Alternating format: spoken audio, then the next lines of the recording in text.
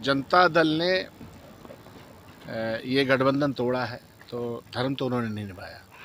मेरा तो ये मानना रहा है, मैं मानता भी उस तरह से हूँ कि भारतीय जनता पार्टी के साथ जो वैचारिक लड़ाई लड़ना है, संघर्ष करना है, उसमें राष्ट्रीय जनता दल पीछे हो रहा है।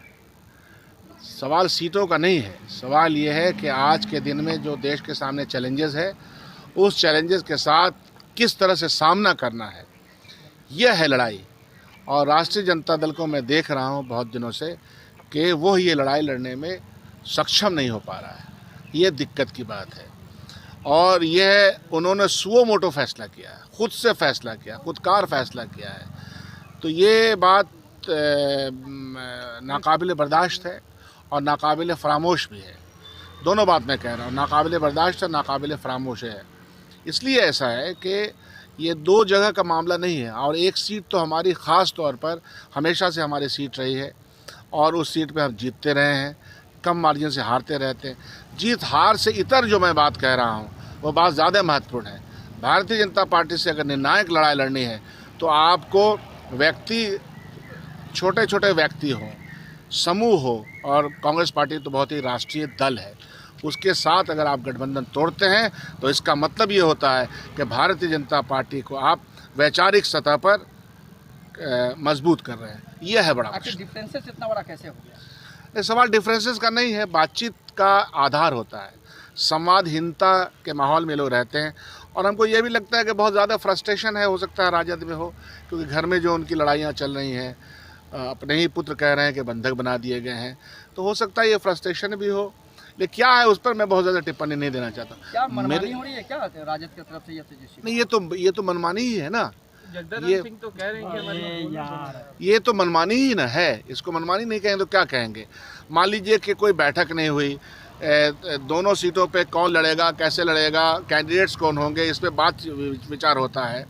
तो ये सब कुछ, और कांग्रेस पार्टी ने हमेशा 2 कदम आगे बढ़ करके बहुत कुछ बर्दाश्त किया है बिहार में। कांग्रेस पार्टी ने, हमारे दल के तमाम नेता, हमारे कार्यकर्ता, जिस भी उनकी जैसी भी ताकत है पूरे 38 ज़िले में, तो वो लोग इस बात को कभी भी नहीं मानते थे। लेकिन फिर भी हमने कहा नहीं कि हमको एक गठबंधन का धर्म निभाना है और भारतीय जनता पार्टी के साथ एक वैचारिक संघर्ष करना है, उनको हराना है।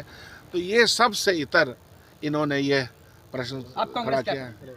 कांग्रेस जाहिर सी बात है कि दोनों सीटों पे हम चुनाव लड़ेंगे, हमारी लड़ाने की तैयारी है। कब तक घोषणा? मैदान हमारे पास समय है ना, हम कर लेंगे घोषणा। अब तो हमारे तरफ से बिल्कुल ये सामने स्पष्ट हो चुका है। लेकिन जो प्रश्न मैं कह रहा हूँ आप लोगों के माध्यम से, राजद स्थिति स्पष्ट करे कि उसका जो वैचारिक धरातल है भारतीय जनता पार्टी खिलाफ है कि नहीं है, नंबर 1। वैचारिक धरातल है भारतीय जनता पार्टी खिलाफ है कि नहीं है, नंबर 1। नंबर 2, और उनका जो राजनीतिक समूह है, ये मैं बार बार कह रहा हूँ, वोट देने वाला समूह है, उस समूह ने ये बात तो आप लोगों को बारी सिद्दीकी से पूछना चाहिए। एक अंतिम सवाल यह है कि क्या अब कांग्रेस असहज महसूस कर रही है गठबंधन में? सहजता का प्रश्न नहीं है। कांग्रेस पार्टी अपनी एक नैतिक जिम्मेदारी को निभाना चाहती है। क्या आपको लग रहा है कि ज़्यादा अच्छा नीतीश कुमार? सवाल नीतीश कुमार का अच्छा बुरा होने का नहीं है, उसके ऊपर सवाल नहीं है।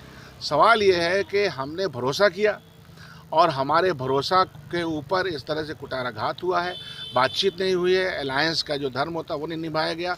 आपको हमारे पार्टी के तमाम नेताओं ने सूचना भी दी होगी। तो ये तो गलत बात है ना, तो गलत बात का प्रतिकार तो होगा ना। कांग्रेस पार्टी है। पहले ऐसा हुआ था क्या कभी जब नीतीश कुमार के साथ आप लोग थे, उस वक्त भी बड़ी कई बार चुनाव? वो तो बात मैंने कही है कि भाई चुनाव जब हम लोग 2015 में महागठबंधन के साथ लड़ रहे थे तो हमें नीचे से लेके ऊपर तक गठबंधन की एक सही राजनीति दिखती थी, वो आज नहीं दिखती है। मैंने नीतीश कुमार के साथ तो ज़्यादा सही, हमारा स्ट्राइकिंग रेट भी अच्छा था, 41 में हम 27 लाए थे। तो इट इज़ बिकॉज कि नीचे से लेके जो हमारा जो वोटों का आधार था, जो समूह था, सब लोग एकत्रित होकर वोट डाल रहे थे। इस बार आपने देख लिया कि क्या हुआ है, और इसलिए मैंने नाम लिया है कि उनसे पूछा जाए कि जो आधार है आपका समूह, वोट का समूह जिसके ऊपर नाज करते हैं, वो कहाँ खिसक गया और किसको किसको वोट दिया।